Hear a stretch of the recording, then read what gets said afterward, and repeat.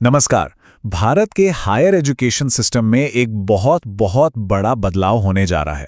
एक नया कानून जिसे HEICI बिल कहते हैं, वो हमारे कॉलेजेस और यूनिवर्सिटीज के काम करने का तरीका शायद हमेशा के लिए बदल देगा। तो सवाल ये है कि आखिर ये इतना बड़ा बदलाव हो क्यों रहा है और इसका हम सब पर, स्टूडेंट्स पर क्या असर पड़ेगा। चलिए आज इसी को समझने की कोशिश करते हैं।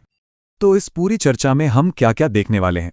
सबसे पहले हम ये समझेंगे कि आखिर इस सिस्टम को पूरी तरह बदलने की ज़रूरत ही क्यों पड़ी। फिर जो मौजूदा बॉडी है UGC, उसकी क्या कहानी है और उस पर क्या सवाल उठे वो जानेंगे। इसके बाद जो नया सोल्यूशन आ रहा है HECI, वो क्या है, और हाँ, इससे जुड़ी जो गर्मागर्म बहसें चल रही हैं उन पर भी एक नज़र डालेंगे। और आखिर में देखेंगे कि ये सब मिलकर भारत की हायर एजुकेशन को कहाँ ले जा रहा है। तो चलिए शुरू करते हैं एकदम जड़ से। देखिए, कोई भी इतना बड़ा कदम यूं ही तो नहीं उठाया जाता। तो सवाल ये उठता है कि हमारी मौजूदा हायर एजुकेशन की व्यवस्था में ऐसी क्या दिक्कतें आ गई थी कि एक पूरी की पूरी नई इमारत खड़ी करने की नौबत आ गई। यही सवाल आज शायद सबसे बड़ा सवाल है। दशकों से जो सिस्टम चला आ रहा था, उसे जड़ से बदलने का ये फैसला आखिर क्यों लिया गया? इसका जवाब अगर एक शब्द में दें तो वो है जटिलता, कॉम्प्लेक्सिटी।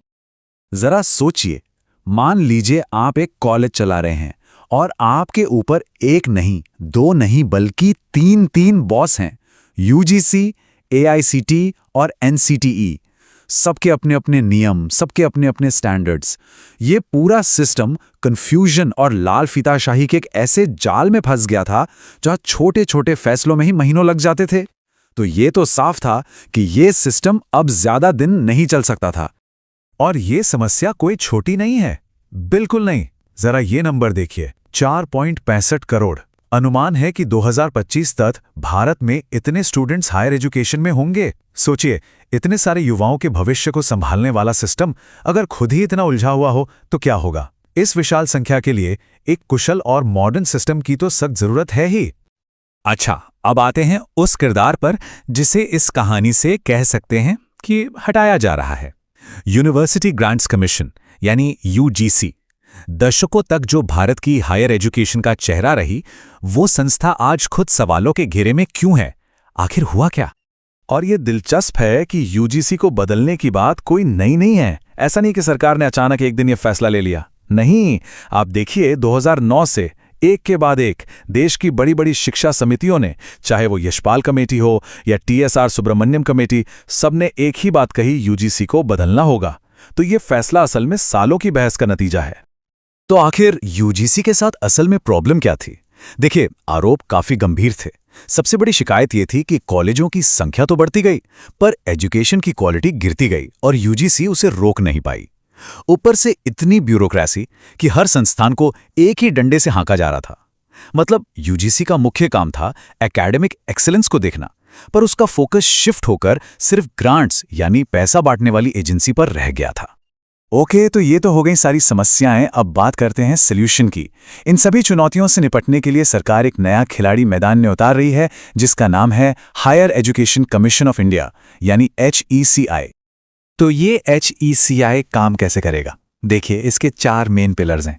एक है NHERC, जो समझिए सारे नियम कानून बनाएगा। दूसरा है NSE, ये क्वालिटी इंस्पेक्टर की तरह काम करेगा, संस्थानों को ग्रेड देगा। तीसरा GEC, ये तय करेगा कि क्या पढ़ाया जाना चाहिए, मतलब सिलेबस गाइड। और चौथा HEGC, इसका काम होगा सिर्फ फंडिंग और फाइनेंस देखना, मतलब हर काम के लिए एक डेडिकेटेड बॉडी, एकदम क्लियर कट डिवीजन। और इस पूरे बदलाव के पीछे की जो फिलॉसफी है वो इस एक लाइन में छुपी है, less government and more governance. आसान शब्दों में कहें तो सरकार का सीधा दखल कम करना और एक ऐसा सिस्टम बनाना जो खुद बेहतर तरीके से काम कर सके। लेकिन जैसा कि हर बड़े बदलाव के साथ होता है, इसके साथ भी कुछ सवाल, कुछ बहसें और विवाद जुड़े हैं। HECI भी कोई अपवाद नहीं है। तो चलिए अब जरा सिक्के का दूसरा पहलू भी देख लेते हैं और समझते हैं कि इस पर क्या सवाल उठ रहे हैं। एक सबसे गर्म मुद्दा है वाइस चांसलर की नियुक्ति का। आलोचकों को डर है कि अगर शिक्षा के क्षेत्र से बाहर के लोगों को, जैसे इंडस्ट्री से, VC बनाया गया तो कहीं ये नियुक्तियां राजनीतिक ना हो जाएं। वहीं दूसरी तरफ तर्क ये है कि सिर्फ एकेडमिक होना ही अच्छी लीडरशिप की गारंटी नहीं देता। और जब तक सिलेक्शन प्रोसेस पारदर्शी है तब तक डरने की बात नहीं। अच्छा, जो अगला विवाद है उसे समझने के लिए पहले इस नई परिभाषा पर ध्यान देना जरूरी है। नए नियमों के मुताबिक जाति आधारित भेदभाव का मतलब है एससी, एसटी और ओबीसी समुदायों के खिलाफ सिर्फ उनकी जाति या जनजाति के आधार पर होने वाला भेदभाव।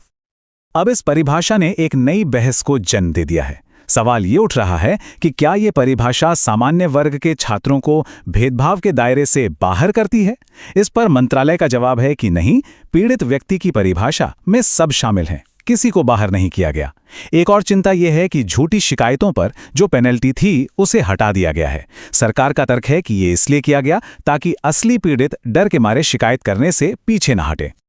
तो इन सभी नियमों, बदलावों और बहसों के बाद आखिर बड़ी तस्वीर क्या उभरती है?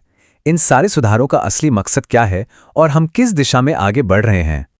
अगर इन सबका निचोड़ निकालें तो HECI का विजन बिल्कुल साफ है।